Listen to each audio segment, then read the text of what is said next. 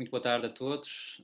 Bem-vindos a mais uma sessão do nosso ciclo de seminários online, co-organizado pelos Centros Internacionais do ISCTE e o Instituto de Defesa Nacional, e que visa discutir e debater o impacto da pandemia Covid-19 em diferentes regiões do mundo, hoje com um enfoque mais específico em África.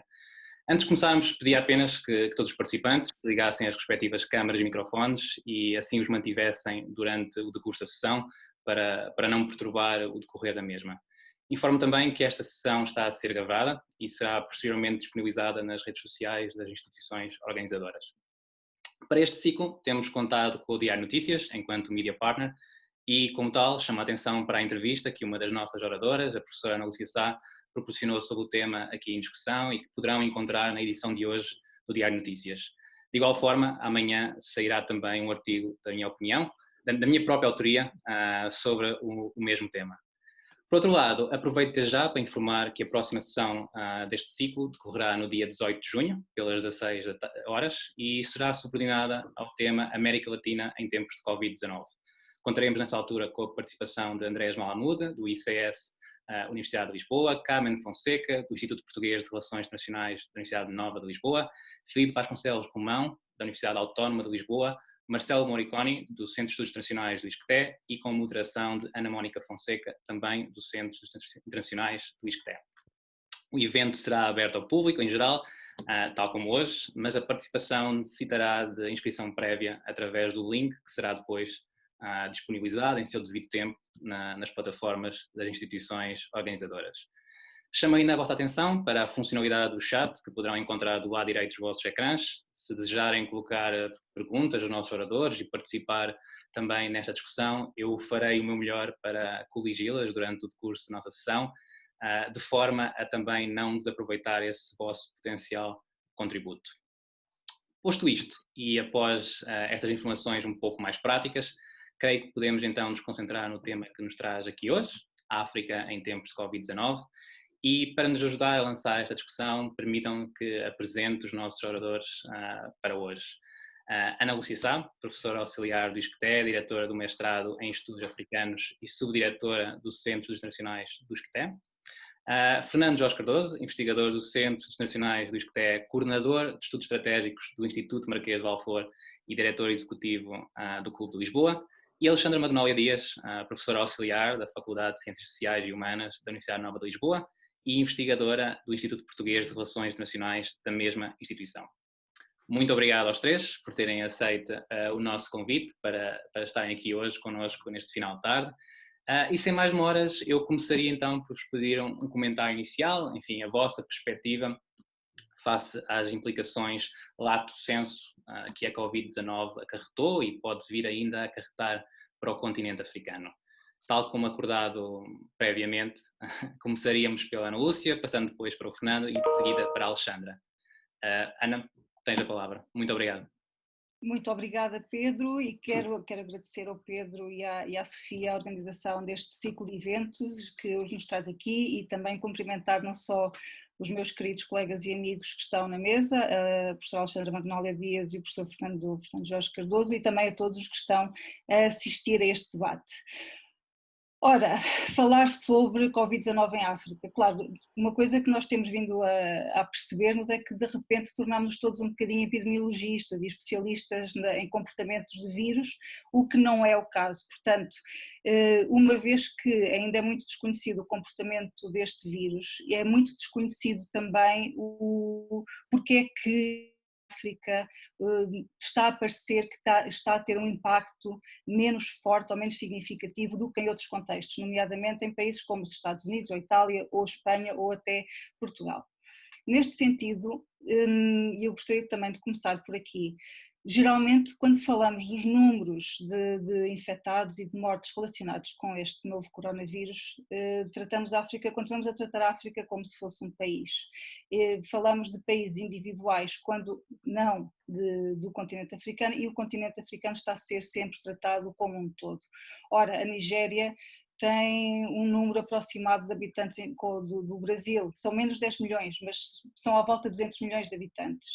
Portanto, o que o Covid também nos está a voltar a mostrar e está a insistir é que continuamos com várias construções sobre o desenvolvimento, sobre o discurso, sobre as práticas coloniais de poder que são ainda bastante persistentes.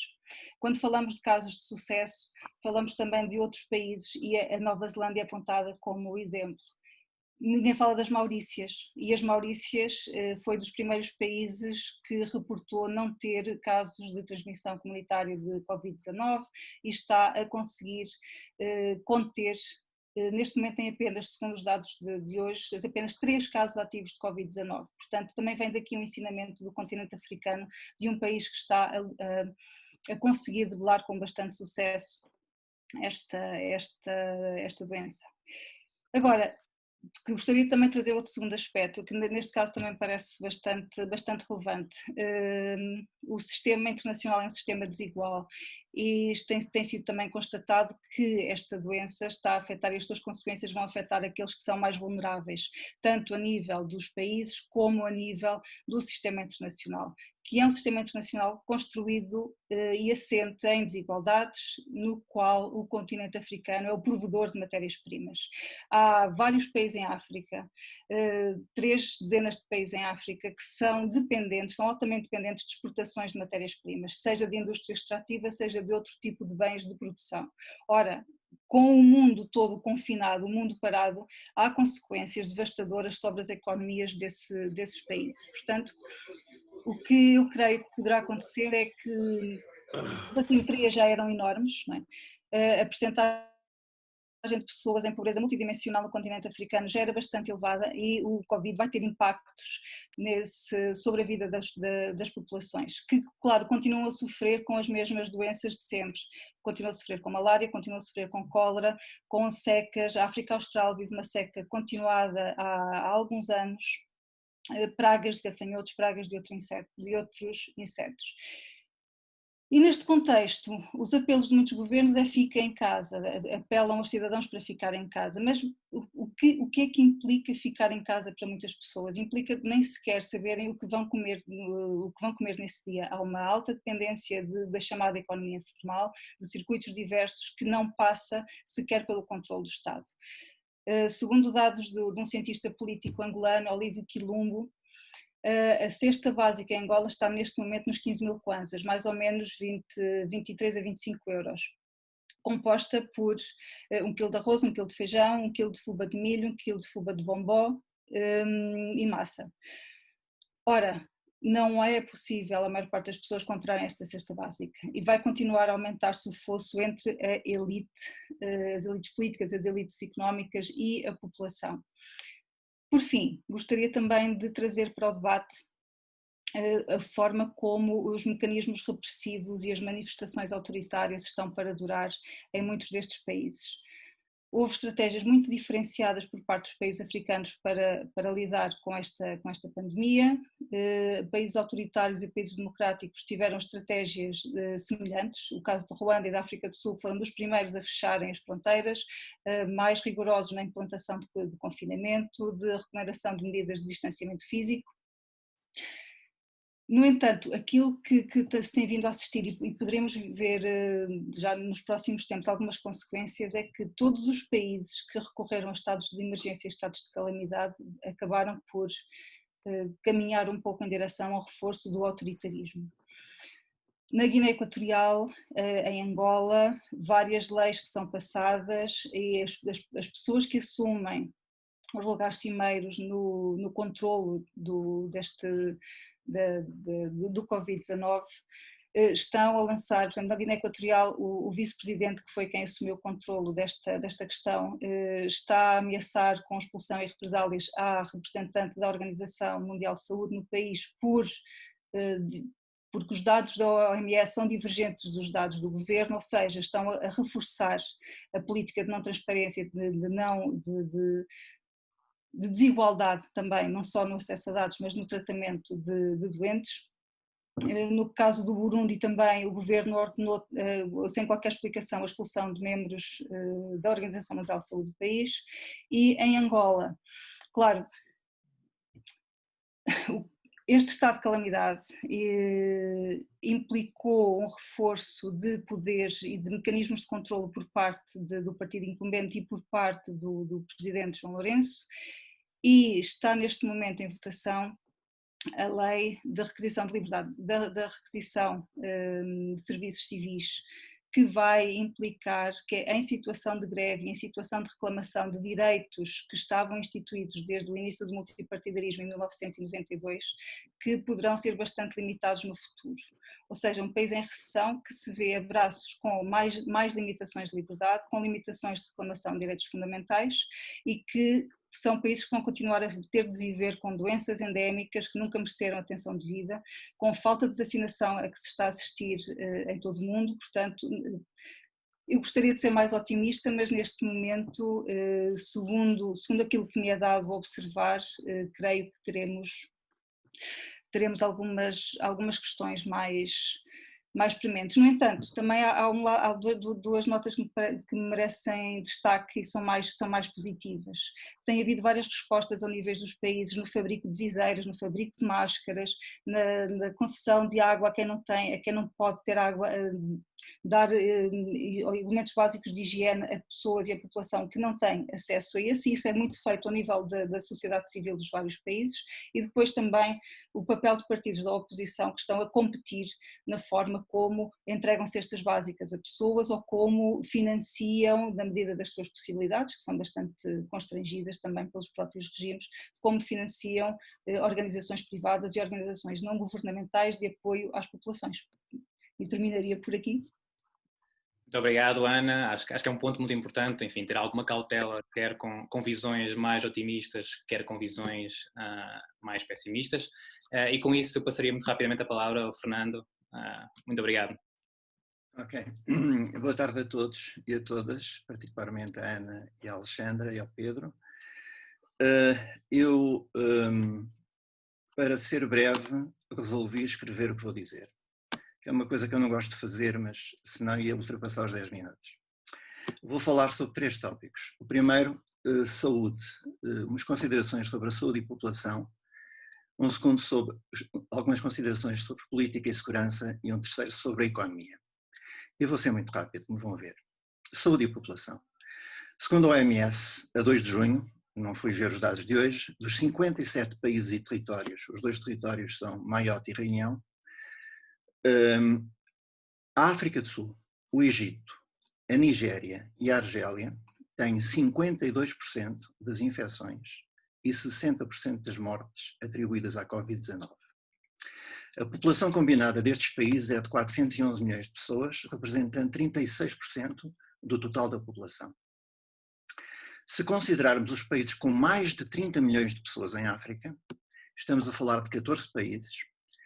Com 83% da população africana, estes números subiriam as infecções para 71% e as mortes para 78%. Lembrando que, a esta data, 1. Cerca de metade da população tem menos de 15 anos. 2. A idade média de vida é inferior a 65 anos. 3. A maioria da população vive em áreas rurais e suburbanas de mais difícil acesso ao controle. E 4. As capacidades dos sistemas estatísticos e de saúde são frágeis ou pouco confiáveis. Poderíamos ensaiar a seguinte hipótese. As taxas de infecção são maiores que as reportadas e continuarão a crescer enquanto uma cura, um tratamento ou uma vacina não forem descobertos e aplicados. Embora as mortes diretas por Covid-19 possam não atingir as taxas reportadas em alguns países industrializados, principalmente pela juventude da população. Esta hipótese tem que ser, porém, temperada pelo esperável aumento das taxas de infecção e mortalidade das chamadas doenças tropicais, particularmente a malária, o sarampo, a tuberculose, a dengue, a bilharziose, a trypanossomiase, a dengue, chagas e outras doenças infecciosas típicas de ambientes insalubres, incluindo em algumas regiões mais específicas doenças hemorrágicas, como o ébola, e o descurar da prevenção ou tratamento dos cerca de 31 milhões de infectados pelo HIV-Sida, principalmente em países da África Austral. Ou seja, o foco no combate ao Covid-19 e as medidas de precaução têm, por consequência, uma diminuição das capacidades e ações profiláticas, por exemplo, anti-mosquitos, ou de tratamento das demais doenças infecciosas. Este aspecto tem sido reportado pela OMS e por variadas fontes especializadas, incluindo em África. É de salientar as ações que já haviam sido tomadas pelos destacamentos operacionais de paz das Nações Unidas, que através de ações de informação, por exemplo, rádios no Mali, na República Centro-Africana ou no Darfur, de hospitais de campanha e ações de evocação para hospitais de retaguarda que foram oferecidas pelo Egito, pelo Uganda e pelo Quénia nestes últimos tempos. E têm merecido, portanto, louvores públicos e da população local. 2. Sobre política e segurança. A maioria dos governos africanos decretaram, regra geral, a partir de março, estados de emergência, de calamidade ou de alerta, o que terá, de certa forma, contido as taxas de infecção, particularmente em meio urbano. Seguramente evitou o colapso, em alguns casos, dos já de si fragilizados sistemas de saúde. Porém, considerando que a maioria da população depende dos mercados informais, que por natureza exigem contactos interpessoais e exposição pública, as medidas de confinamento já deram origem a situações de revolta pública provocados por problemas de sobrevivência de largos estratos populacionais. Estes casos têm dado origem a muitas denúncias de repressão de direitos civis e desmandos policiais, sendo muitas das vezes tais ações atribuídas ao pendor autoritário de muitos governos africanos. Poderia elencar imensas situações em todas as regiões da África, como a Ana Lúcia fez, desde o Egito e a Tunísia, na África do Norte, ao Mali e Níger, ou Burkina Faso na África Ocidental, à República Democrática do Congo na África Central, ao Uganda na África Oriental, ou à própria África do Sul. Porém, julgo que esta análise que tem que ser feita para combater desmandos dos governos deve ser temperada com uma consideração de ordem mais global. Na verdade, o pendor autoritário de muitos governos africanos não nasceu com a pandemia, é anterior a ela e acompanha tendências mais globais de desrespeito pelos direitos humanos e a democracia e que já se manifestavam em várias latitudes, desde os Estados Unidos da América a praticamente todos os países da América Latina, à Hungria, à República Checa, à Polónia, à Bulgária na União Europeia, à Turquia, a quase todos os países do Médio Oriente e do Cáucaso, à Índia, à China, a Myanmar, e fico-me por aqui dizendo que a Covid-19 só veio tornar mais visível o ataque aos valores cívicos fundamentais, à dignidade e à sociedade civil independente. Este é um fenómeno que precede, acompanha e seguramente sobreviverá ao fim da pandemia. Em suma, a África não é um caso único e atrevo-me mesmo a dizer, nem sequer será o mais exemplificativo deste tipo de tendências. Os apelos do Secretário-Geral das Nações Unidas à contenção ou mesmo à paragem de guerras durante estes tempos de pandemia recebeu alguma consideração no caso africano em 3 conflitos específicos, todos eles não originariamente de natureza jihadista. No Darfur, na República Centro-Africana e no Sudão do Sul, onde os protagonistas são conhecidos e de certa forma mantêm pontos de contacto, não obstante a animosidade. Em praticamente todos os casos, os outros casos que regra geral correspondem a uma mistura entre banditismo e jihadismo, que, de acordo com os relatórios, por exemplo, da Interpol, cada vez mais se confundem. É o caso das guerras do Sahel, e particularmente das regiões fronteiriças entre o Mali, o Níger e o Burkina Faso, onde é intensa a atividade relatada de tráfico de pessoas, contrabando de armas, roubo de recursos naturais transportáveis, como diamantes, ouro, madeiras preciosas, marfim, e tráfico de droga, incluindo os fluxos de cocaína provenientes dos barões da droga latino-americanos. O mesmo se passa com a transformação do conflito em redor do Lago Chad, não só o Boko Haram, mas também interesses de autoridades ou outros senhores da guerra, numa fonte de recursos para os beligerantes e comerciantes da morte. Nestes casos, e no mais recente caso da guerra em Cabo Delgado, existe uma confluência clara entre tráfico de droga, neste caso de Cabo Delgado, de heroína proveniente da Índia e Paquistão, com o jihadismo, que concita moçambicanos radicalizados em madraças no Médio Oriente, e combatentes jihadistas principalmente provenientes do Quênia e do Uganda, e sem dúvida o renascimento de tensões há muito existentes dentro dos próprios macontes, católicos na maioria, e entre estes os macontes, os macuas e moanis, muçulmanos na maioria, a par da operação recente de vários contingentes de mercenários e forças provenientes do Zimbábue em apoio ao governo central de Maputo. No caso do longo conflito no nordeste do Congo, o jihadismo é marginal. Os interesses em confronto dos vários grupos que operam no terreno têm ligações com membros ligados aos governos do próprio país e do Uganda, há quem diga que também do Ruanda, prendem-se com mera pilhagem de recursos e são uma forma de vida para muita da juventude recrutada pelos intervenientes. Este aspecto relativo à juventude pode ser generalizável, aliás. Em suma, Quando a Covid-19 acontece, estes fenómenos estão em pleno curso. A pandemia não tem um impacto maior em quase todos os casos, quando muito, restringe operações de contra-insurgência de forças de defesa e segurança de vários países e aliados estrangeiros, mais consciencializados e temerosos das consequências da doença. Por último, a economia. Os efeitos da Covid-19 sobre a África estão a ser devastadores, por duas razões interligadas. A primeira, de ordem externa, tem a ver com a diminuição da procura de matérias-primas, incluindo petróleo, e a correlativa baixa de exportações com efeitos diretos nos orçamentos e no aumento das dívidas externas. O mesmo se passa quanto aos investimentos em infraestruturas e serviços públicos que estão paralisados. A segunda, de ordem interna, radica no facto de as economias nacionais e regionais estarem, regra geral, pouco integradas e de a produção industrial ser marginal. Por outras palavras, as economias nacionais não têm capacidade de substituição de importações e a pouca que estavam a ganhar nas 3 primeiras décadas das independências, perderam-nas na sequência da crise das dívidas externas de finais dos anos 1970, que acompanham o advento do neoliberalismo. Ou seja, a formação de grande parte dos novos ricos e parte das novas classes médias em África é o resultado da transformação de burocratas e militares em empresários ou gestores de interesses privados estrangeiros, com a correlativa e crescente ineficácia dos aparelhos de Estado e das administrações públicas. Aliás, as guerras civis da primeira metade dos anos 90 são um exemplo mais acabado do desajustamento das políticas de ajustamento estrutural. Por fim, porém, mais uma vez, em resultado das tendências que já se vinham manifestando nos últimos 10 anos, no pós-crise financeira e das dívidas soberanas, o modelo de crescimento neoliberal entrou em pana e tornou-se incapaz de reverter a estagnação económica nos países mais industrializados, limitando-se a tentar evitar a recessão através de doses massivas de dinheiro, injeção de liquidez nos sistemas bancários, dinheiro esse que acaba por se manter numa espécie de nuvem, compra dinheiro e pouco se aplica em produção e emprego.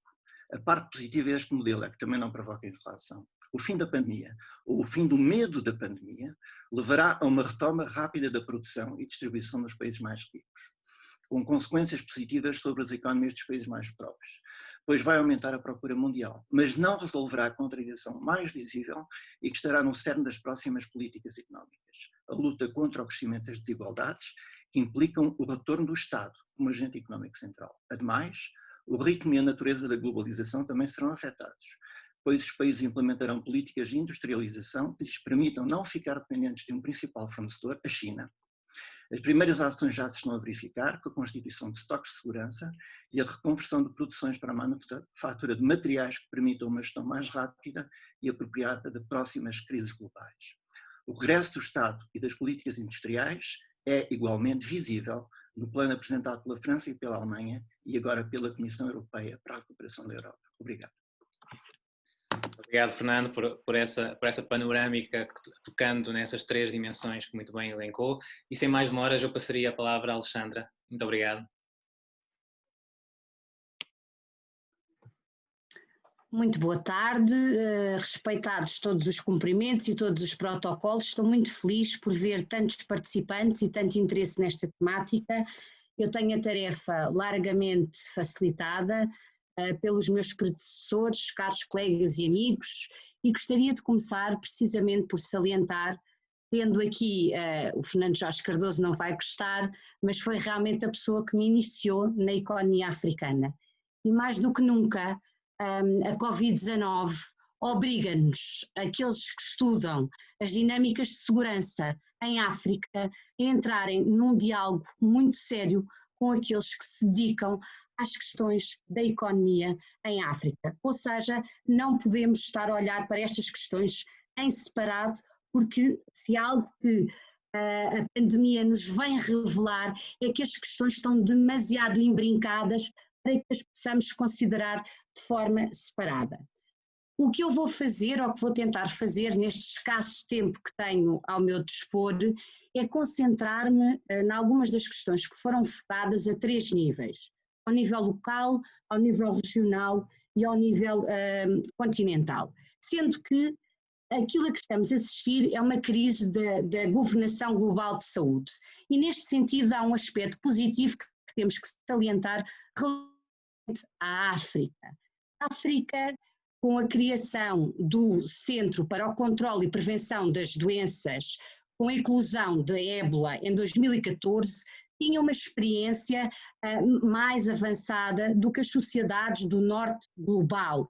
Neste sentido, teve um sentido de, desculpem a redundância, de resposta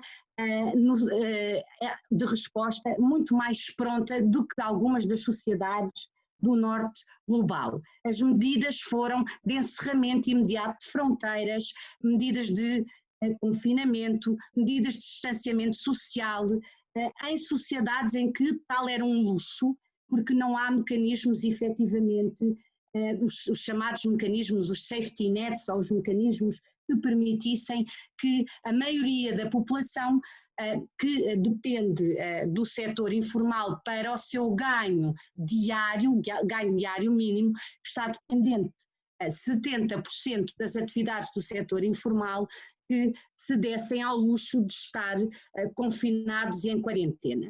O que eu gostaria de começar por salientar? Por um lado, há uma questão que se tornou de veras mais saliente com a Covid-19 e com as medidas da quarentena e com as medidas também de confinamento, que foi um aumento da violência sexual e da violência doméstica, também a questão do não regresso à escola por parte das meninas, por outro lado também um aumento do número de casamentos prematuros, questões muito básicas, que têm a ver com a questão de saber quem é que tem acesso à água, quem é que tem acesso a uma medida tão básica na prevenção, no contágio à Covid-19 como o sabão.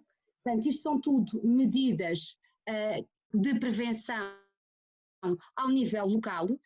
E eu gosto de falar a partir do nível local porque tive o privilégio, e com este privilégio também veio uma responsabilidade acrescida a falar a partir do nível local, de ter feito ainda trabalho de campo na Etiópia, numa zona periférica de uma cidade em Gondar, em janeiro de 2020, portanto ainda vem com estas ideias muito frescas, em que não só o acesso à escola é essencial para sair destes contextos de extrema pobreza, mas também para terem acesso às únicas refeições do dia.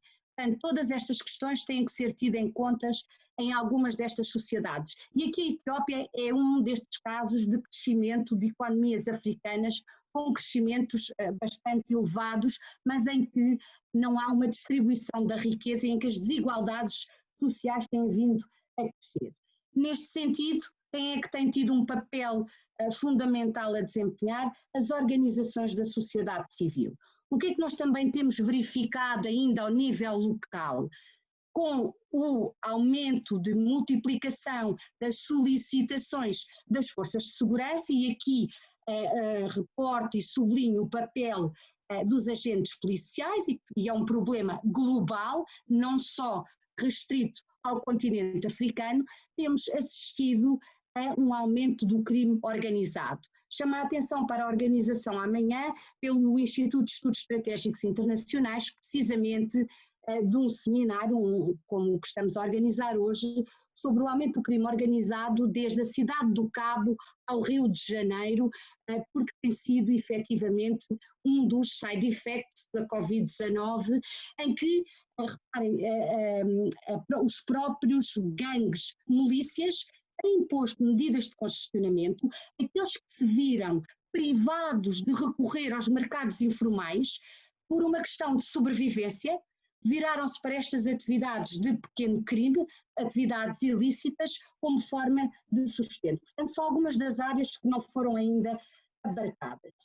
Saindo agora ainda dentro das questões do nível local, com a imposição de recolher obrigatório, e temos que pensar nas sociedades maioritariamente muçulmanas. Estou a pensar agora no caso muito concreto da Somália, em que este período coincidiu com o Ramadão. O recolher obrigatório, por exemplo, no caso da Somália, era das 8 às 5 da manhã, e era precisamente nesta altura que aqueles que se dedicam as pequenas atividades de comércio informal poderiam estar fora para ganhar algum rendimento para alimentarem as suas famílias e que ficaram inibidos de o fazer. Também muitos dependem de pequenas atividades para algum rendimento, como os badjats. Saindo agora para o nível regional e para os aspectos que não foram focados. O Fernando Jorge Cardoso salientou aqui o aspecto do crime transnacional organizado. Eu cito aqui um aspecto que também é uma consequência e que a Covid-19 vem ter um efeito multiplicador, não é a causa, mas tem um efeito multiplicador em termos de conflitos armados, que é a regionalização dos conflitos, que leva a um aumento dos fluxos de refugiados. E o que nós vimos a assistir com o encerramento das fronteiras foi também a um encerramento de campos de refugiados. Estes campos de refugiados já tinham condições terríveis e há ainda mais um concentrar e um confinamento de refugiados em condições que propiciam um maior contágio. Por outro lado, apesar do encerramento das fronteiras, a corrupção continua a ser possível e aqueles que estão envolvidos no transporte de bens através das fronteiras contribuem eles próprios também para a propagação do vírus.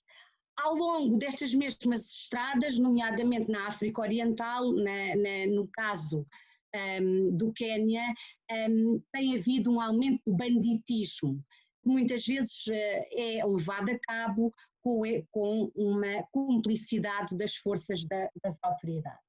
Por outro lado, ao nível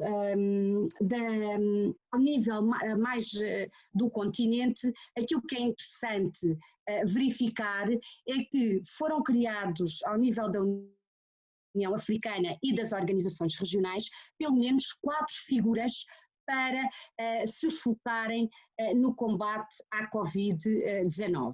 A própria União Europeia demorou algum tempo em termos de resposta. Quem surge de imediato é a Fundação Alibaba, com a figura de Jack Ma a liderar os esforços na resposta, Ethiopian Airlines a assumir aqui algum protagonismo na distribuição de equipamentos, mas a União Europeia, com a Alemanha a assumir agora a presidência a partir de julho, vai então para outubro reforçar no âmbito da parceria União Africana, União Europeia, este apoio à União Africana naquilo que concerne o combate à Covid. Este é um aspecto positivo. No que concerne também as dinâmicas continentais, um aspecto que não foi tão focado e que tem a ver com a dimensão económica. Não só a ajuda pública ao desenvolvimento advinda do norte global se espera uma recessão, como também as remessas. Espera-se uma diminuição das remessas, é um aspecto muito importante, com um grande impacto em termos das economias locais, e daqui a necessidade de salientar que a África necessita de injeção de capital, e quando pensamos em estratégias para fazer face à saída do lockdown, não podemos falar de saída do lockdown, mas sim de transição, como criar emprego, ao mesmo tempo que vamos fazer face a uma das maiores crises em África.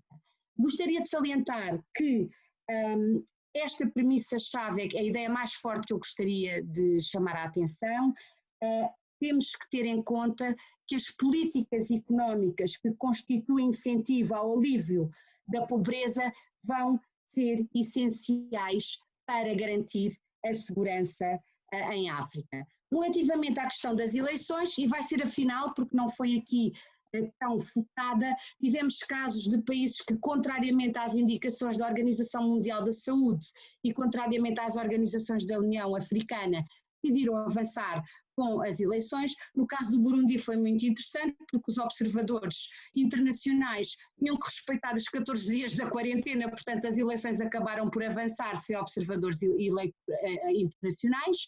No caso da Etiópia, tal tem sido aproveitado, na altura em janeiro as eleições tinham sido adiadas para agosto, agora foram adiadas por tempo indeterminado e já foi algo que foi salientado quer pela Ana Lúcia, quer pelo Fernando Jorge Cardoso, as eleições estão a ser adiadas. Iríamos então eleições presidenciais a seguir para o Malawi em junho, Guiné em outubro, Tanzânia em outubro, Costa do Marfim em novembro, legislativas e presidenciais no Burkina Faso, Gana em dezembro, República Centro-Africana. Vamos ter aqui vários focos de instabilidade associadas à incerteza destas eleições. Mas tal como o Fernando Jorge Cardoso bem salientou, as tendências autoritárias dos regimes eram anteriores à Covid-19. O recurso ao decretar de estados de emergência eram anteriores à Covid-19 e a suspeição por parte das forças da oposição relativamente a estes decretos por parte dos partidos no poder já era anterior. Portanto, o que podemos ver aqui é um efeito multiplicador e focos de instabilidade que vão ter ainda a maior propensão para aumento de protestos nesta fase de grande incerteza. Vou terminar por aqui, muito obrigada e estou então aberta a quaisquer indagações por parte dos participantes e também à vossa partilha de conhecimento privilegiado. Muito obrigado, Alexandra. Acho que os três lançaram muito bem o debate e a discussão que pretendemos com este seminário. E posto isto, tocaram todos em vários pontos de forma algo generalista, mas eu gostaria de ainda assim entrar em pormenor com algumas questões que me parece que dão mais pano para mangas para podermos conversar um pouco mais. E eu estaria, pegando este último ponto relativamente às eleições que a Alexandra mencionou, e já todos sabemos aquelas que já foram, entretanto, adiadas ou aquelas que foram ainda assim, que tiveram lugar ainda assim, apesar de todas as recomendações em contrário, mas eu levantaria também aqui para a mesa eventuais eleições mais para o final do ano, elas bastante importantes e que poderão ter certos efeitos multiplicadores para o resto da região. Estou particularmente a pensar no caso da Somália, se não estou em erro, as primeiras eleições em 50 anos no país e que estão marcadas para outubro, enfim. Até agora temos lidado com esta questão dos atos eleitorais face àqueles que já passaram, que estavam previamente marcados, mas e aqueles que estão presentemente no limbo, isto é, aqueles que estão marcados para este verão, para o outono ou para o final deste verão, o que é que podemos antecipar a esse nível? Por outro lado, aqui a questão da parte económica suscita muitas sub-questões que também já foram sendo levantadas nas vossas intervenções, mas eu estaria bastante curioso em saber a vossa opinião também sobre as próprias chances de sucesso, digamos assim, do Acordo Continental de Comércio Livre Africano, que entrou formalmente em vigor o ano passado, enfim, com base em certas previsões daquilo que poderia vir a acontecer nos próximos anos e que, para todos os efeitos, parecem essas previsões agora um pouco postas em causa, enfim, quais podem ser também os efeitos que podemos antecipar a esse nível. No âmbito ainda económico, também gostaria de lançar para a mesa esta questão que já se falou aqui da ajuda ao desenvolvimento e de como o norte global eventualmente terá que também se chegar um pouco mais à frente por forma a fazer a sua parte, mas não ouvi ainda nenhuma menção específica à questão do perdão da dívida, do novo, digamos assim, impulso pelo perdão da dívida que foi posto em cima da mesa por certos países como a África do Sul e a Etiópia, e gostaria de saber a vossa opinião face às chances também de sucesso que isso possa acontecer no curto e médio prazo e que possa ter algum efeito relativamente, enfim, a toda esta pandemia. E por último, uma questão mais securitária, por assim dizer. O Fernando mencionou alguns conflitos, enfim, que já foram sendo influenciados pelos efeitos da pandemia, mas gostaria, enfim, talvez entrar um pouco mais em pormenor para tentar perceber até que ponto certos conflitos foram ou não exacerbados ou foram reduzidos, qual a viabilidade de certos cessares-fogo que foram sendo também avançados para alguns países nos últimos tempos e que não se têm aguentado, enfim, casos do Sudão do Sul e Camarões, que podem aqui ser chamados à coação. E pronto, eu diria que podíamos deixar ao vosso critério responder àquelas perguntas com as quais se sentirem maior afinidade e que se sentirem mais confortáveis, claro, mas seguiríamos agora a ordem invertida e começaríamos pela Alexandra, passando depois para o Fernando e de seguida para a Ana Lúcia. Alexandra, tens de novo a palavra. Eu vou ser telegráfica também para podermos ter algum tempo depois de interação com os participantes. Conflitos exacerbados. Eu vou dar o caso da Al-Shabaab. Quando se terminou o Ramadão, no dia de celebração do Eid, Al-Shabaab levou a cabo um atentado em Baidoa e utilizou mesmo a estigmatização da Covid-19 como sendo uma doença dos cruzados. Portanto, há também aqui uma grande estigmatização da própria Covid-19 e uma campanha de desinformação e de aproveitamento da pandemia. No caso, por exemplo, de Al-Shabaab, na Líbia também houve um aproveitamento da pandemia para intensificar os combates, o mesmo como o Fernando Jorge Cardoso salientou no caso de Cabo Delgado, no norte de Moçambique, uma intensificação de combates. Agora, no que toca relativamente às eleições, estamos no território dos knowns unknowns. Não sabemos de que forma é que os chamados, os partidos no poder, os incumbentes, para utilizar o termo da Ana Lúcia, vão utilizar a pandemia para tentarem prolongar ao máximo a sua permanência no poder. Recordo que há um cidadão no Uganda que disse que, face à Covid-19, agora deveríamos ter pelo menos 5 anos de adiamento de eleições, o que corresponde a mais um termo presidencial. E vou-me ficar por aqui. Obrigado, Alexandra. Fernando, passaria-lhe a palavra. O Acordo de Livre Comércio, que foi trabalhado durante muito tempo, vem no seguimento de uma ideia que sempre existiu no panafricanismo, desde as independências, e que já teve várias etapas ao longo das últimas décadas. Começou através de uma coisa chamada Plano de Ação de Lagos, em 1980, avançou por outro chamado Plano de Ação de Abuja, em 1991, e continuou por aí fora até chegar a este Acordo Continental de Comércio Livre. A questão de fundo é a seguinte: para que haja aumento, há 2 tipos de integração económica, uma integração económica de natureza competitiva e uma integração económica de natureza complementar. A integração económica de natureza competitiva é aquela que existe no seio, por exemplo, da União Europeia, onde os mesmos países produzem as mesmas coisas e o que acontece é que as empresas competem entre si nos territórios uns dos outros.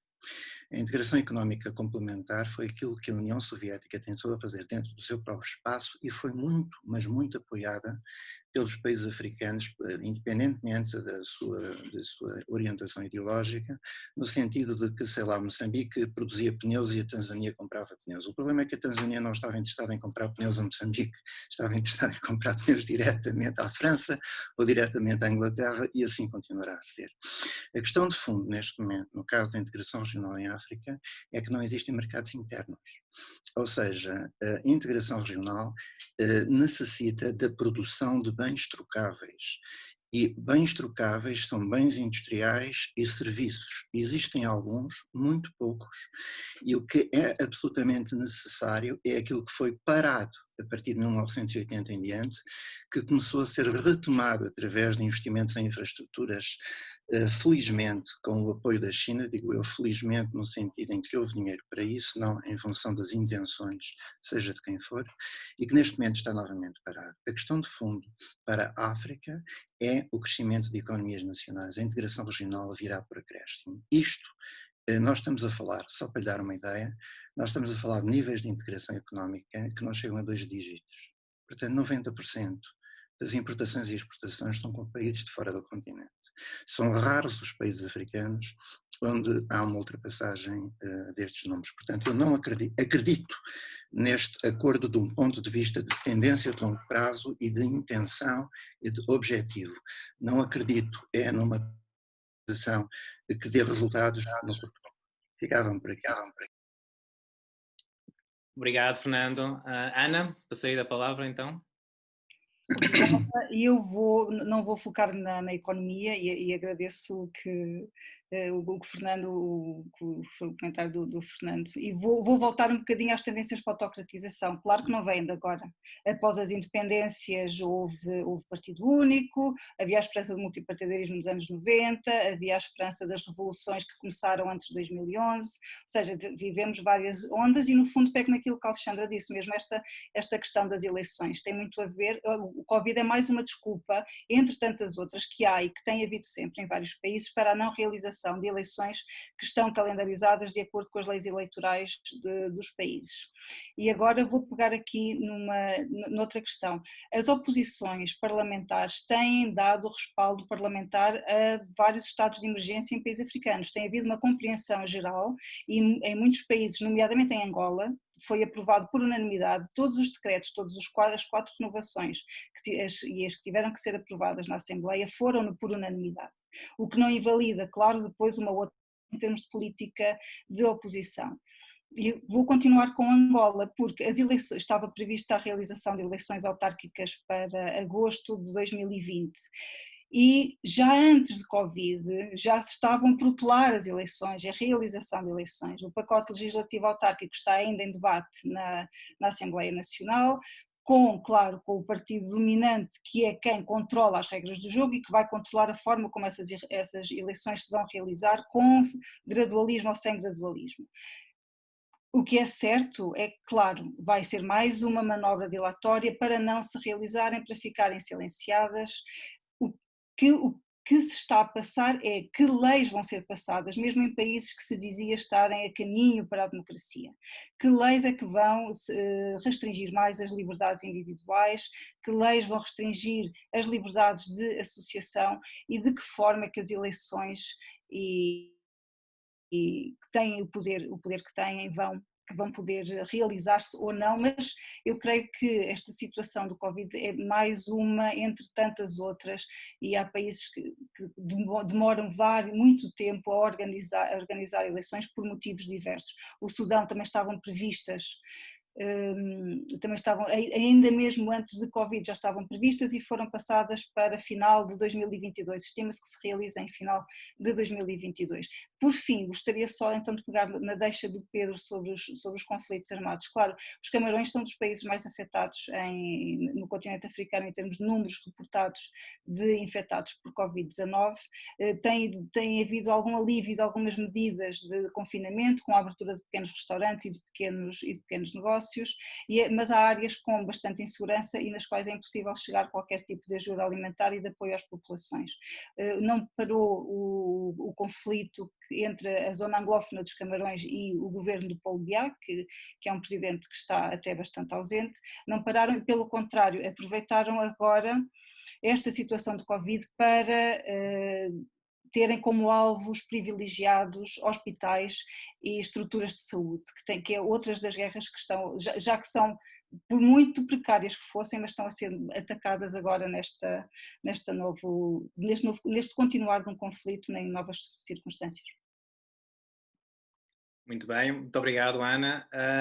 Eu agora tentando aqui misturar um pouco, quer as minhas próprias perguntas pré-preparadas, quer algumas das perguntas que já começam a ser colocadas pela nossa audiência, mas existe aqui um grande interesse em tentar perceber, de facto, até que ponto pode estar a existir ou não uma certa sonegação da informação ou a questão da fiabilidade até mesmo da informação e dos dados que temos neste momento, quer não só em termos dos casos da pandemia, mas depois também em termos dos possíveis casos de violência ou de conflito que possam estar a acontecer durante este mesmo período. Portanto, a grande questão, talvez demasiado genérica, mas ainda assim importante, tentar perceber até que ponto, qual é o alcance dessa mesma possível sonegação nas nossas próprias conclusões, nas nossas próprias análises e nas respostas que já estão a começar a ser avançadas em nome desta mesma pandemia.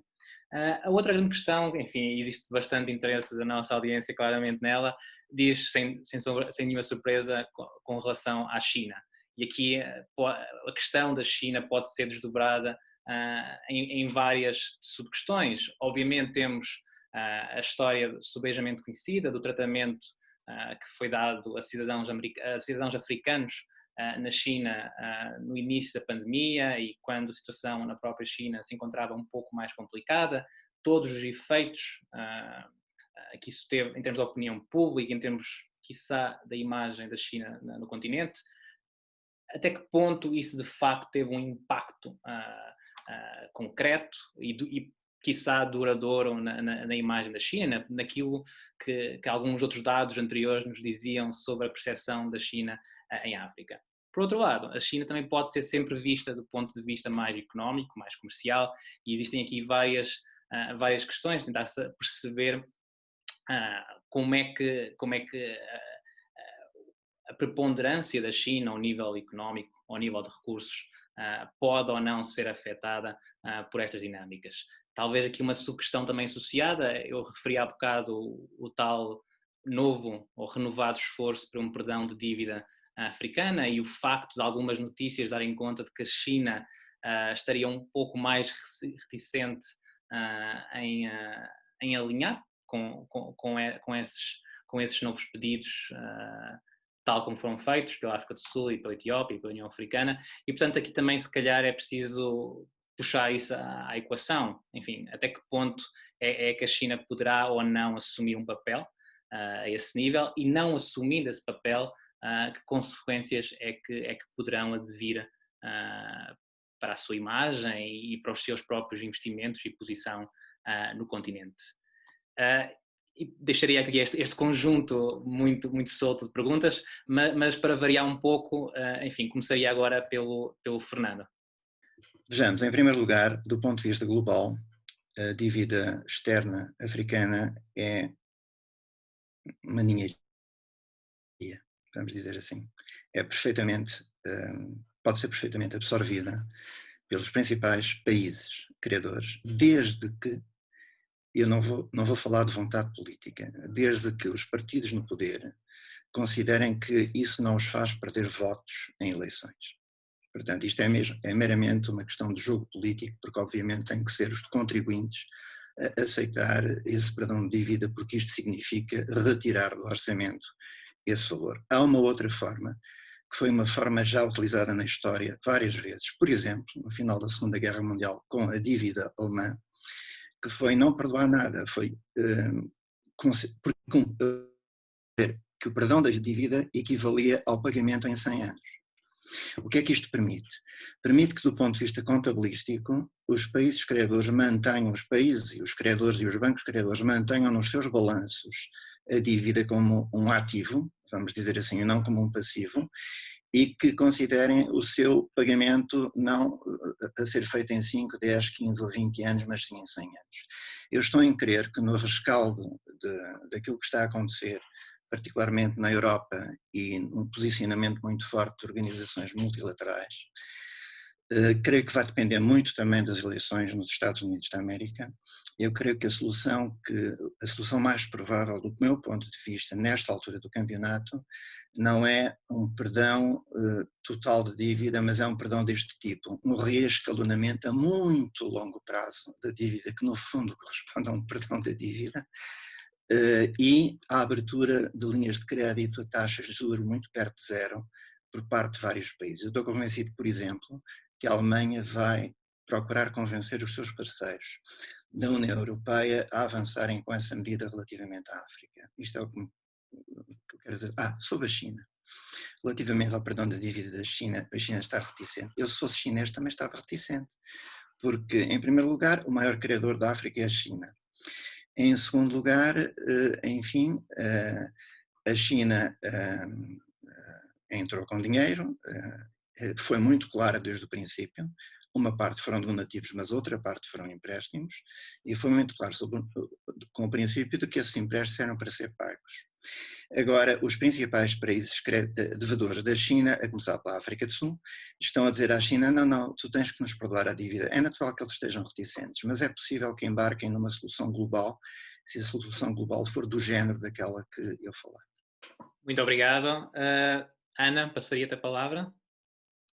Obrigada. Não vou acrescentar nada ao que disse o Fernando Jorge Cardoso, porque para além de saber muito de economia, ele e eu não, revejo-me também nas leituras que fez e também já tinha intuído ou lido sobre a posição de Angela Merkel e da União Europeia quanto a isso, mesmo em relação à China. Muito se falou desse episódio dos estudantes de países africanos na China e de que forma é que os Estados poderiam represaliar ou relacionar-se com a China, qual seria a situação, e o que é certo é que não se passou absolutamente nada, não foi qualquer ponto de viragem, os chefes de Estado agiram como se nada se tivesse passado, o que claro levantou por parte de estudantes e de setores estudantis e de setores da sociedade civil algumas questões, mas a nível do jogo político, não é? Como bem disse o Fernando Jorge Cardoso, vai-se passar o mesmo de sempre, também creio. Agora, gostaria de pegar numa ideia que foi lançada pela Alexandra logo no início do nosso debate sobre a importância das remessas,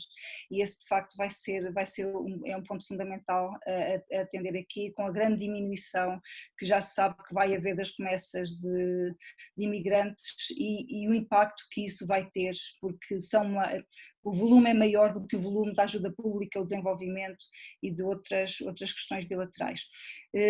Também gostaria de falar sobre a fiabilidade dos dados.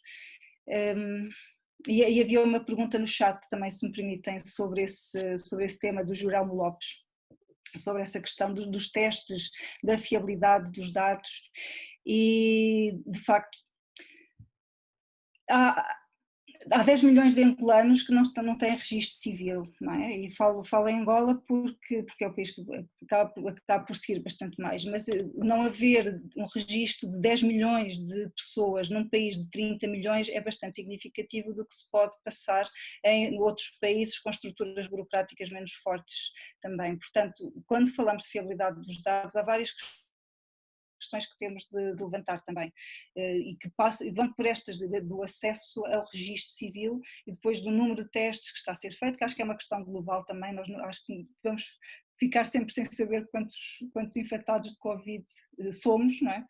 Mas de facto é complexo quando as estatísticas não são fiáveis, nem sequer são fáceis. Obrigado, Ana.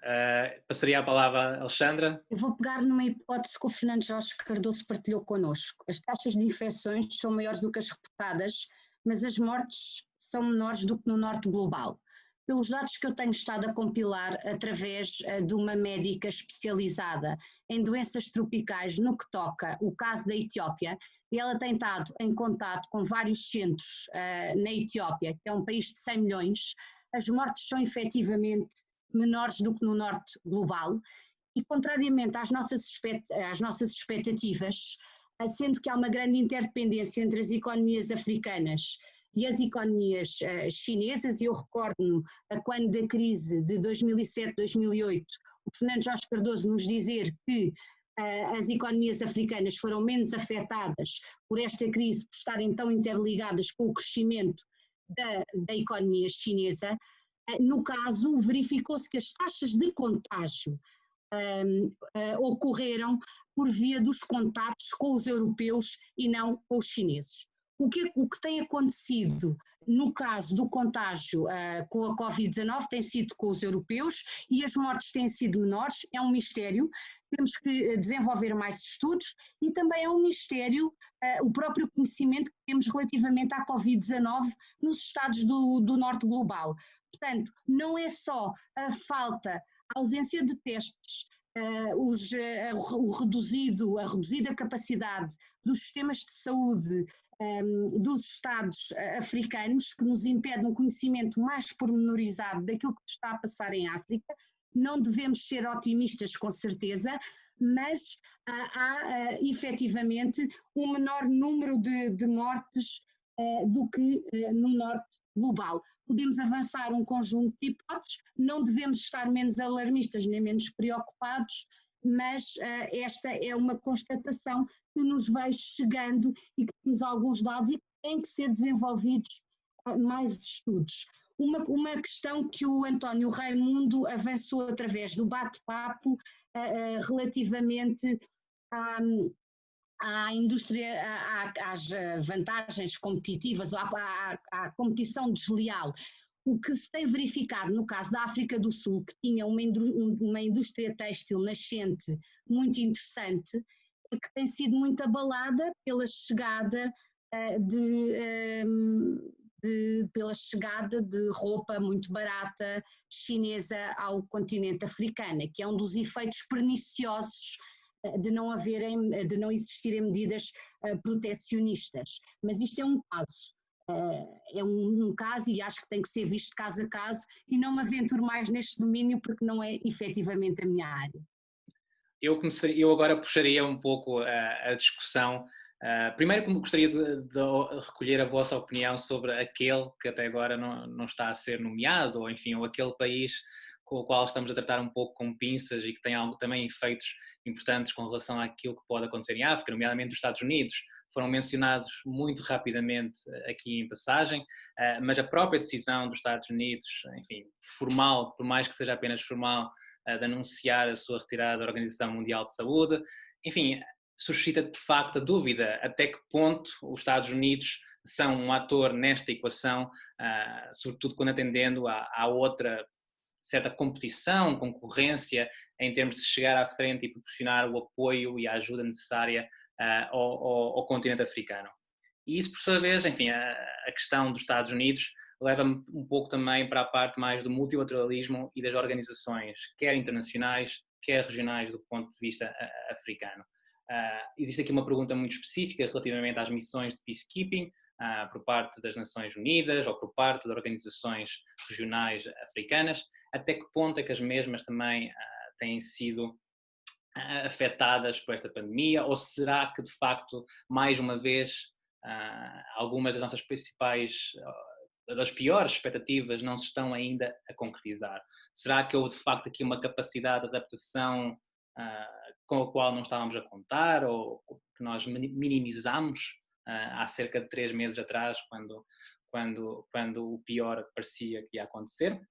E gostava também de deixar, mais uma vez, já falámos aqui muito rapidamente, mas eu gostaria talvez de explorar um pouco mais algumas implicações que isto pode estar a ter em termos de fluxos migratórios, ou em termos daquilo que nós podemos esperar relativamente quer a deslocados internos, do ponto de vista africano, mas também em termos dos fluxos migratórios que temos assistido nos últimos anos, sobretudo com maior direção ao norte.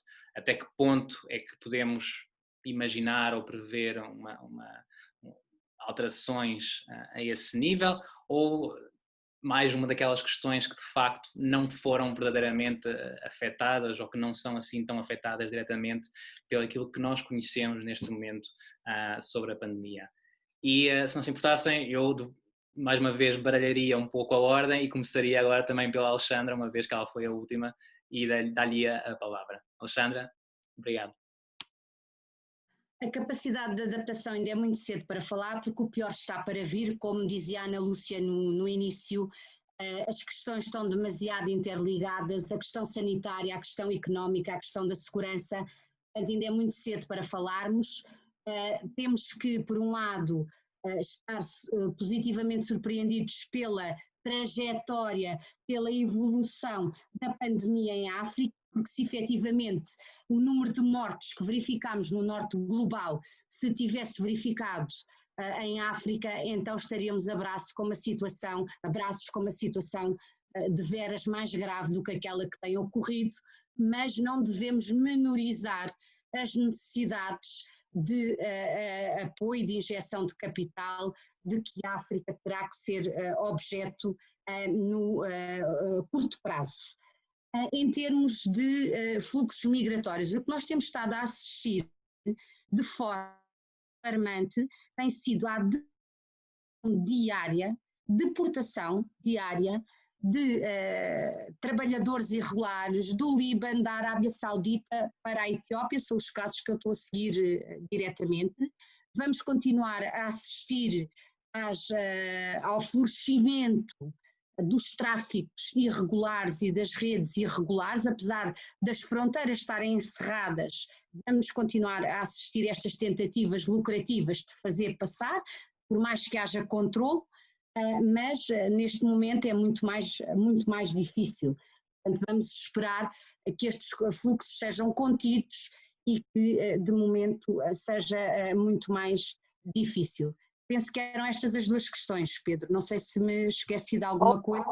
Há mais questões, mas vamos deixar para os restantes oradores, que certamente também terão o seu contributo a dar. E eu passaria a palavra para o Fernando, se não se importasse. Eu vou-me imaginar, se me permitem, por um mero exercício intelectual, que eram o presidente de um governo africano, qualquer um, talvez com exceção da África do Sul, e que tinha um governo estilo Merkel ao meu lado. Eu não faço a mínima ideia se conseguiria, em termos deste ano, de realizar fiavelmente eleições, fosse do que fosse. Portanto, eu penso que uma boa política por parte dos governos, talvez com más intenções por parte de muitos deles, será a não realização de eleições, porque serão uma fraude total e completa. No caso de Angola, eu estou completamente de acordo com a Ana Lúcia, mas vou para trás. A razão pela qual as eleições locais não foram realizadas em Angola não tem nada a ver com a pandemia, tem a ver com uma política das elites angolanas, de que o atual presidente fazia parte, não é? Desde há muitos anos, que sempre evitaram fazê-las. A pandemia é uma mera escusa. E eu acho que seria o pior momento para a realização de eleições, uma altura em que as pessoas teriam medo de ir votar. Além de que há uma questão que a Ana Lúcia disse sobre cerca de 10 milhões de angolanos em 32 milhões não estarem registados, em 32 milhões, quer dizer, em termos de votantes são quase 40%, são 20 e tal milhões. Bom, nós temos um exemplo muito mais interessante que se chama Estados Unidos da América, onde há dezenas de milhões de pessoas que estão impedidas de votar, pura e simplesmente, porque não conseguem cumprir com as regulamentações dos estados, dos 50 estados norte-americanos, uns mais, noutros menos. Dezenas de milhões, na maior democracia do mundo. Aliás, a maior democracia do mundo neste momento é dirigida por um fascista, vamos ser claros, um fascista supremacista branco e que neste momento põe em causa tudo aquilo que é democracia, direitos fundamentais, etc. E quer meter os militares a matarem a população civil dentro de casa, pondo o próprio Ministro da Defesa a contradizê-lo na televisão ontem. Portanto, nós de facto estamos cheios de bons exemplos. Eu acho que chegou a altura de deixarmos de debater tanto, vamos dizer assim, nós estamos obviamente, a nossa análise incide sobre a África e quando devemos bater temos que bater, mas isto tudo se integra dentro de tendências globais. E eu julgo que as piores das tendências globais estão muito fora da África. Por exemplo, qual é a maior fonte de rendimento em África? Até há pouco tempo, para mim seria muito fácil de responder a isto, seriam os orçamentos. Portanto, as pessoas que queriam de facto obter rendimentos, o melhor era tomarem o poder e assumirem o orçamento, quer dizer, utilizarem o orçamento para seu benefício próprio ou então orientá-lo para benefício dos seus parceiros. Hoje não é assim. O principal rendimento africano que não é conhecido é o tráfico. É o tráfico, que é controlado por máfias. Máfias africanas e europeias e agora também algumas chinesas. E latino-americanas. É uma aliança entre bandidos, que não estão pretos, não são brancos, não são amarelos. São bandidos. São pura e simplesmente pessoas que aproveitam, digamos, a dor dos mais pobres, dos mais incapazes, daqueles que estão no limite de sobrevivência, para ganharem com isso. E o fundamental dos fluxos migratórios não é entre a África e a Europa, é entre os países africanos. A Alexandra deu o exemplo da Etiópia, mas quer dizer, nós podemos dar o exemplo de todos os outros países africanos, que têm as fronteiras fechadas entre si e que de facto tratam muito mal os próprios imigrantes. Por último, a África do Sul. Eu assisti aqui há uns anos atrás a uma sessão muito interessante na Câmara, na Associação, na AIP, na Associação Industrial Portuguesa, onde havia um orador moçambicano, Macua, de origem Macua, que foi meu colega, aliás, no liceu em Nampula. Não vou dizer aqui o nome dele, não quero, mas ele é de facto neste momento um empresário moçambicano. E ele dizia, olhem, eu gostava de vos explicar porque é que nós gostaríamos que vocês portugueses fossem para a África, mas era para investir, por favor, investir em coisas pequeninas, vou-vos explicar porquê. Porque quando se abriu, se vendeu no início dos anos 90, todo o parque industrial moçambicano da cidade de Maputo, quem o comprou foram os sul-africanos. E vocês sabem o que é que os sul-africanos fizeram?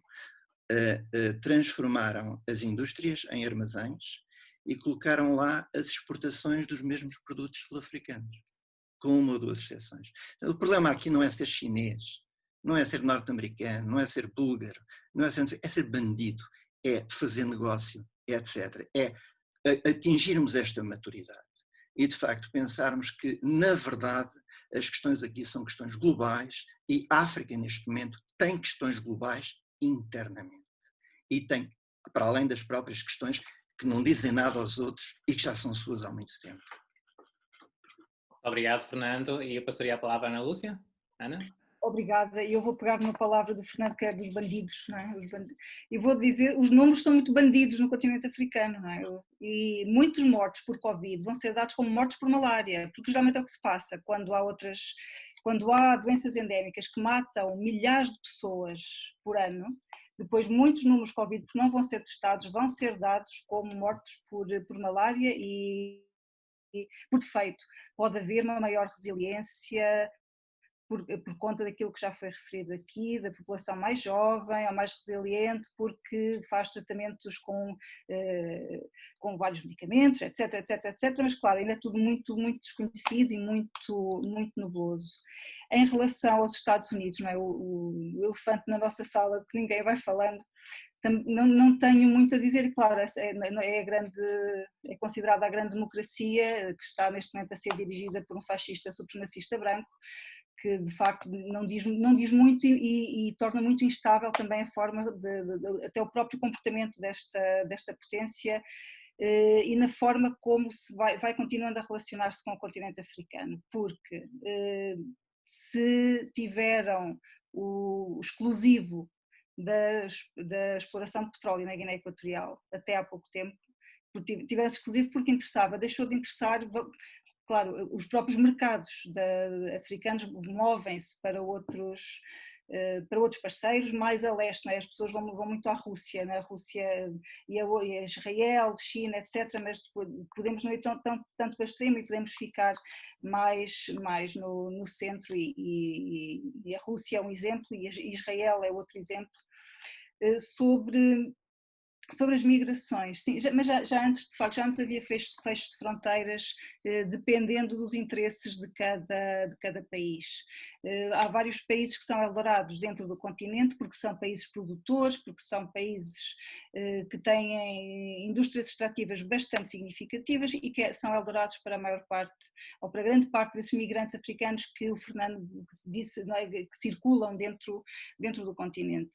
E há situações agora mais complexas. A África do Sul fechou as fronteiras, não é? Isso torna bastante mais complexa a migração para trabalhos sazonais que sejam para a África do Sul e outros países também. E ficaria também por aqui. Obrigado.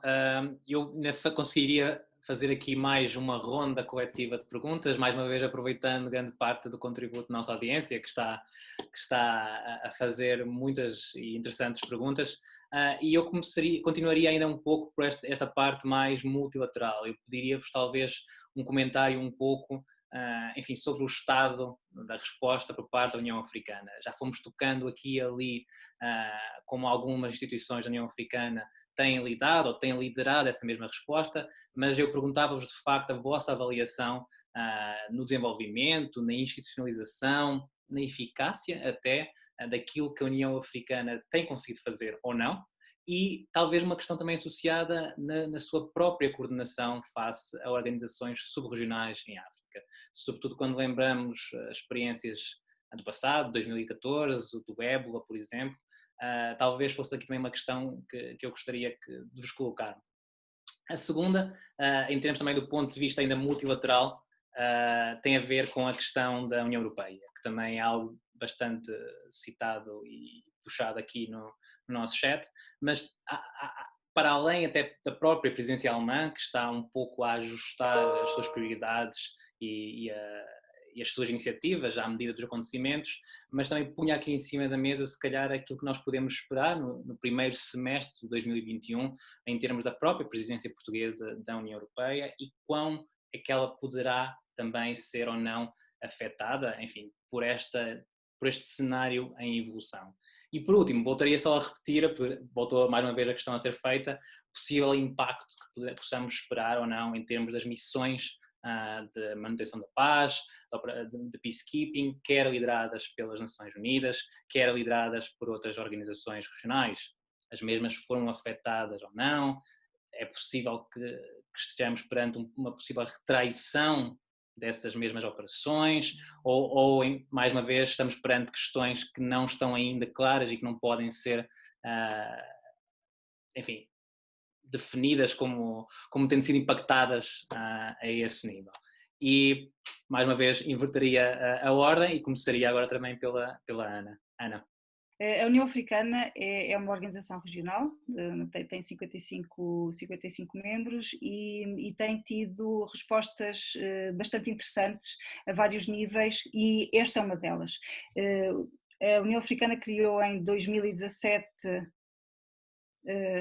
o Centro para Controlo e Prevenção de Doenças em África, que é muito devido à necessidade de gestão de vários surtos de ébola, principalmente na região leste da República Democrática do Congo, e tem essa experiência e muito de alguns sucessos que são considerados por parte de pessoal de saúde, pessoal sanitário africano a trabalhar em África, deve-se a estas instituições que são criadas para dar soluções africanas para problemas africanos, não é? Como pretenderia também Thabo Mbeki ao criar vários mecanismos dentro da União Africana, e eu creio que é de relevar esse papel, ainda que sejam instituições descapitalizadas por diversos motivos, mas é importante dão respostas bastante significativas às populações, e agora pode ser também um teste para a própria capacidade de atuação a nível continental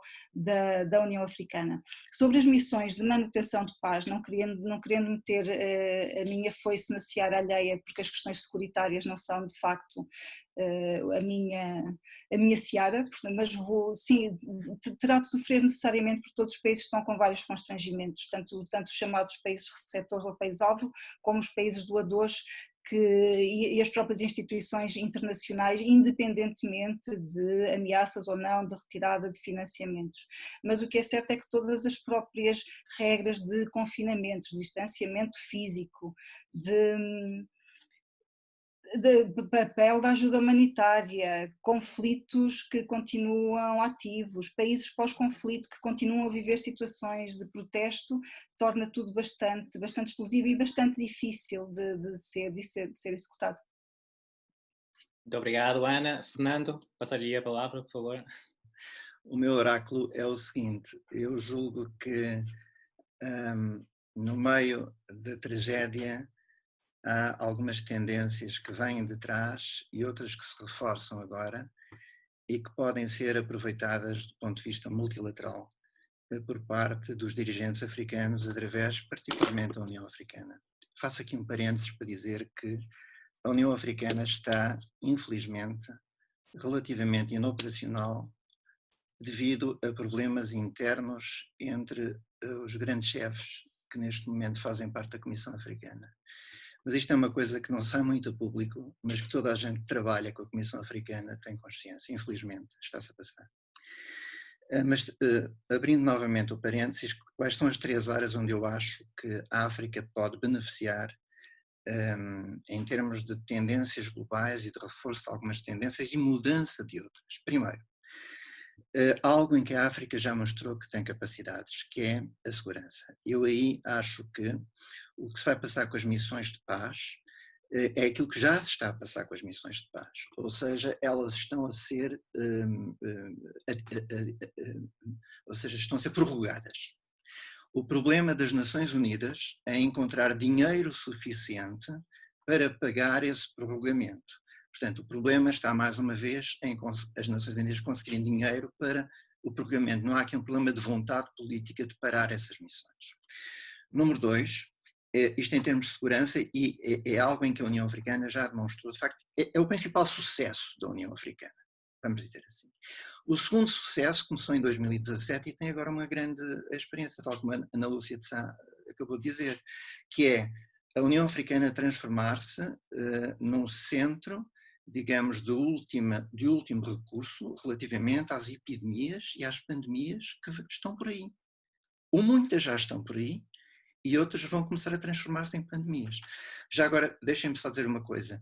Os dirigentes vão começar a dizer que pessoas morrem por Covid por causa da malária, ou vão começar a dizer que as pessoas morrem de malária por causa do Covid. Eu acho que a resposta é muito simples. Depende de onde vier o financiamento. Se o financiamento vier para financiar mortes pelo Covid, os dirigentes vão dizer que uma série de pessoas que morreram por malária morreram por causa do Covid. Portanto, isso aí dependerá, é uma questão tática, vamos dizer assim. Mas eu acho que esta questão da saúde e a tendência global que vai existir ao nível da saúde é criar centros de último recurso, toques, solidariedade, cooperação a este nível, e eu penso que a África pode beneficiar muito desta tendência, e acho que a União Africana, se conseguir organizar-se e sair do impasse em que está, também. Por último, relativamente à economia, aqui está a haver uma mudança. Aqui não se trata de uma questão de tendências que já existiam. Que já existiam, sim. Já existiam tendências que estavam a pôr em causa o modelo de crescimento neoliberal.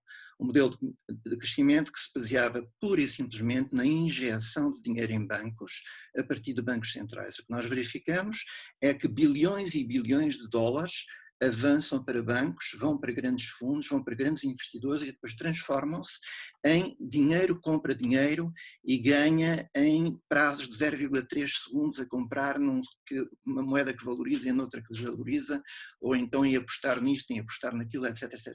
E não avançam para a produção, para a criação de emprego, para atividades que realmente façam aumentar as capacidades económicas dos diversos países. Eu acho que este modelo está a ser posto em causa nos países mais ricos. Está a ser posto em causa, por exemplo, na Alemanha.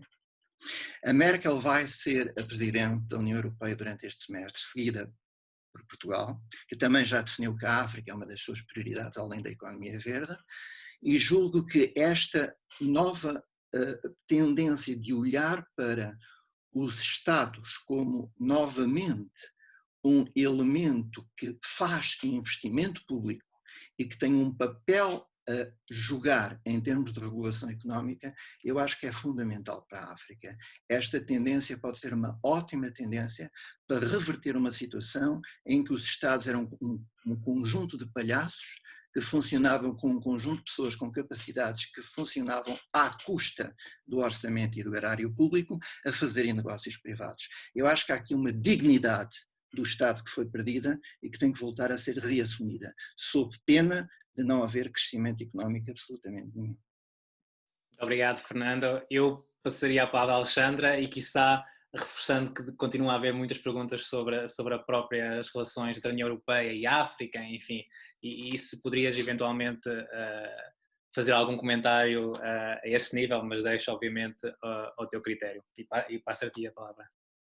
Eu vou começar talvez por um dos webinars que tivemos aqui no IDN, muito interessante, com o professor Cédric de Koning, que foi precisamente sobre o impacto da pandemia ao nível das operações de apoio à paz das Nações Unidas em África.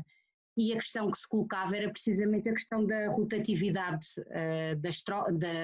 destas forças, dos contingentes, e que tinha sido estabelecido como a data limite então para a ocorrência desta rotatividade 30 de junho de 2020 e que não está a ser respeitada, como estamos a ver, e já há vários casos de infectados entre os contingentes dos países contribuintes com forças, nomeadamente no nível da Operação Barkhane.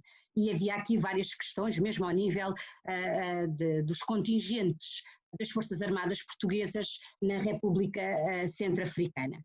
Esta aqui é uma das questões em que há vontade política, mas que é expectável que haja um corte muito significativo em termos do orçamento afetado ao DPKO, ao Departamento das Operações de Apoio à Paz. Portanto, elas vão continuar, mas há uma multiplicação também de tarefas que são atribuídas àqueles que estão envolvidos nas operações de apoio à paz.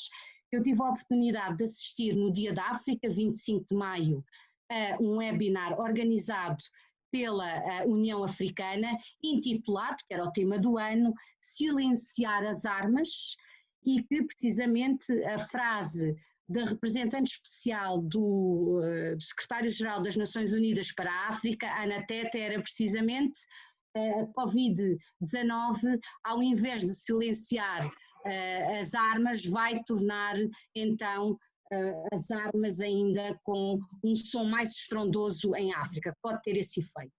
E aqui os cortes são expectáveis e esta rotatividade está também condicionada, porque mesmo as tropas, quando forem empenhadas, vão ter que estar sujeitas, os novos contingentes, a quarentenas, e há uma própria estigmatização destas forças quando são empenhadas. Mas vão continuar. Por outro lado, quando toca as questões, quer agora da presidência alemã e depois da presidência da União Europeia, e muito baseado no meu trabalho de campo, não esquecer, isto foi algo que me chocou quando eu voltei às áreas fronteiriças na Etiópia, que são áreas consideradas hardship areas, áreas remotas, que não foram tocadas no espaço de 2010 a 2019 pelo forte crescimento económico da Etiópia, não foram tocadas pelo desenvolvimento. E o que é que eu verifiquei? Que todos nestas áreas de extrema pobreza tinham acesso a smartphone que recarregavam com energia solar. O que é que nós assistimos em África? A um verdadeiro tsunami tecnológico. E então há aqui um sublinhar, em termos da parceria UE-África, não só na economia verde, mas também na digitalização da economia. E um dos grandes perdedores, ou um dos segmentos mais perdedores com os efeitos da Covid-19, é precisamente a juventude. Nós vamos assistir a 20 milhões de desempregados associados à Covid-19. Estes são dados que eu retirei das intervenções desse webinar organizado pela União Africana no dia 25 de maio.